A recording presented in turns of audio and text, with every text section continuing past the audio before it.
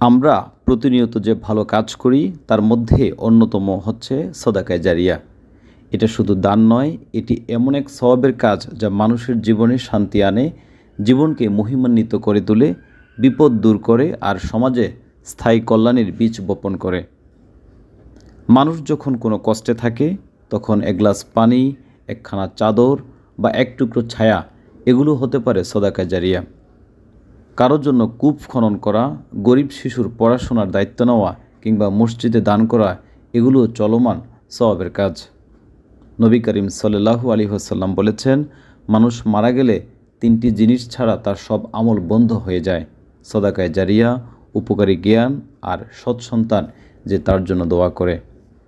মূলত সদাকায়ে জারিয়া শুধু পরকালের পাথেয় নয়, এটি দুনিয়ার বিপদ আপদ থেকেও রক্ষা করে।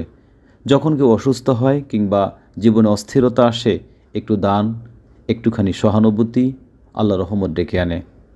তাই আসুন আমরা প্রত্যেকে আমাদের সামর্থ্য অনুযায়ী সদাকায়ে জারিয়া অংশগ্রহণ করি, কারণ এই দানেই রয়েছে শান্তি, উপকার আর বিপদ থেকে মুক্তির সোনালী পথ।